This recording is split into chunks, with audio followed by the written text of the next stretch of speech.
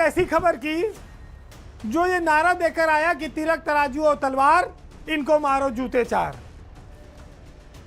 20 साल 30 साल बाद जब एक भतीजे ने उसी तर्ज पर कुछ ज़्यादा व्याकुलता और आक्रामकता दिखा दी तो मायावती ने उसको पार्टी के पद और विरासत दोनों से बेदखल कर दिया। बात उत्तर प्रदेश में मायावती की पार्टी बसपा की और उनके चुनाव लड़ने के तौर तरीकों की। एक कहावत रही है कि हम तो डूबे हैं सनम, तुमको भी ले डूबेंगे। इसी तर्ज पर मायावती इन दिनों एक अजीब सी राजनीति कर रही हैं और यही वजह है कि लोग उन पर भाजपा की बी टीम होने का आरोप भी लगाते हैं। आप ये कह सकते हैं कि मायावती के जो फैसले हैं वो इस ओर इंगित करते हैं कि वो क्रिकेट की एक फिसलन भरी विकेट पर खेल रही हैं, जिसमें वो कई बार कैच आउट हो चुकी हैं और इस बार उनकी पूरी टीम के शून्य पर आउट होने का खतरा भी मंडरा रहा है। लेकिन मायावती इससे बेफिक्र हैं।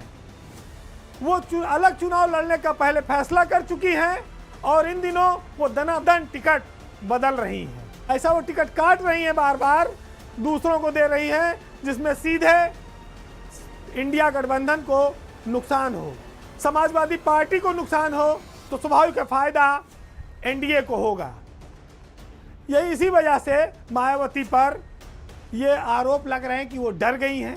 वो टिकटों का चयन ऐसा कर रही हैं जिसमें उनके प्रत्याशी जीते न जीते, लेकिन अखिलेश यादव की प्रत्याशी हार जाएं, कुछ उनका इस तरह का मंशा दिखती है। दो मामले आए। मायावती ने जब टिकट अचानक से बदला, जौनपुर में धनंजय सिंह का टिकट काटा, उनकी पत्नी श्रीकला रेड्डी का, और बस्ती में दयाशंकर मिश्रा का। जब ये दो टिकट मायावती ने काटे तो वहां पर बाबू सिंह कुशवाहा चूंकि लड़ रहे हैं जौनपुर में, धनंजय का पत्नी का टिकट काट दिया। बाबू सिंह उनके पुराने खासम खास रहे हैं, उनसे भी उनको बदला लेना था और यादव कैंडिडेट दे दिया उन्होंने जो सीधे समाजवादी पार्टी डेंट करे। तो मायावती ने एक तीर से कई निशाना वहां साध दिया। अब बात बस्ती की आई, जहां दयाशंकर मिश्रा चुनाव लड़ रहे थे, उनका टिकट काटकर लवकुश पटेल को टिकट दिया। संयोग देखिए कि राम प्रसाद चौधरी भी पटेल समाज के ही हैं जो समाजवादी पार्टी से लड़ रहे हैं चुनाव, और बसपा ने भी पटेल को टिकट दिया।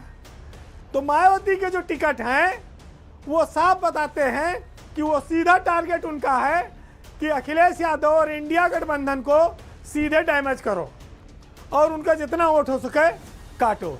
इसका मैसेज दलित समाज में भी नीचे तक जा चुका है। मोबाइल का ज़माना है, सब खबर पहुंच जाती है पटापट व्हाट्सएप पर और यूट्यूब पर। जौनपुर में बाबू सिंह की नाव डगमगा गई, लेकिन यह सब ठीक था। इसी बीच मायावती ने अपने भतीजे आकाश आनंद को आशीर्वाद दिया कि भाई तुम रैली शुरू करो, नेता बनो, और वो धकाधक अपना रैलियां चालू की और एक से एक उन्होंने उड़ाने वाले भाषण शुरू कर दिए। सीतापुर में गए तो वहां उन्होंने बीजेपी को आतंकवादी वाली पार्टी बना दी और योगी आदित्यनाथ मुख्यमंत्री के खिलाफ भी बहुत कुछ बोला। शाम को खबर आई कि आकाश आनंद पर मुकदमा हो गया और उनके साथ साथ धौरहरा, लखीमपुर खीरी और सीतापुर के प्रत्याशी पर भी मुकदमा हो गया और जिला अध्यक्ष पर भी सीतापुर के मुकदमा हो गया। इसके बाद आकाश आनंद रैली से गायब हो गए।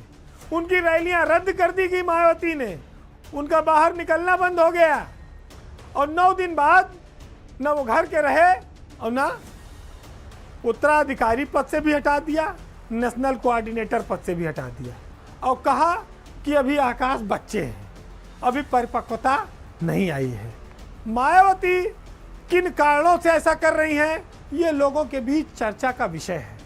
बसपा में भी लोग इस बात को लेकर अब काफ़ी साफ हो चुके हैं कि मायावती किन्हीं कारणों से डरी हुई है। वो अपने फैसले जो ले रही हैं वो कहीं से प्रभावित है। वो पार्टी को बढ़ाने के बजाय समेटने में लगी हैं। इस डर के पीछे क्या रहस्य है? ऐसे फैसलों से बसपा और मायावती का क्या भविष्य है? लेकिन इस पर कोई जवाब नहीं आया। ये जरूर रहा है कि आकाश आनंद जिस तेजी से हमले कर रहे थे वो मायावती और बसपा के रीति नीति से मेल नहीं खाता है। खासतौर से बसपा देश भर की इकलौती ऐसी पार्टी कह सकते हैं आप जो सड़क पर उतरकर कभी विरोध प्रदर्शन नहीं करती है। बसपा एक ऐसी पार्टी है जो मीडिया में लगातार इंटरव्यू भी नहीं देती है। आकाश आनंद लगातार रोज टेलीविजन पर इंटरव्यू भी दे रहे थे विभिन्न मीडिया चैनल्स को। यह भी उनकी नाराजगी का एक कारण बना।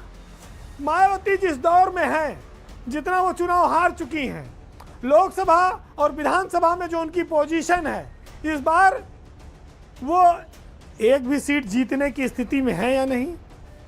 विधानसभा आगे होगी तब पता चलेगा। ऐसी स्थिति में पार्टी को ले जाकर वो कहां खड़ा करना चाहती हैं, वो क्या करना चाहती हैं, इस पर अभी स्पष्टता नहीं है। मायावती का वोट बैंक 22% से घटकर 12% पर आ चुका है।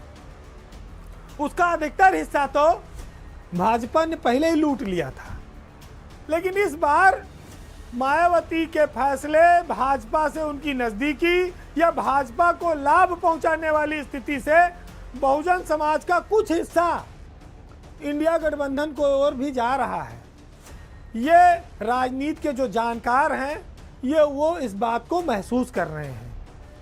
तो दलित समाज का एक बड़ा वर्ग क्या मायावती के इन फैसलों से नाराज है और वो जान रहा है कि मायावती के फैसले बीजेपी को लाभ पहुंचा रहे हैं, तो वो अलग होकर क्या इंडिया गठबंधन को वोट दे रहा है?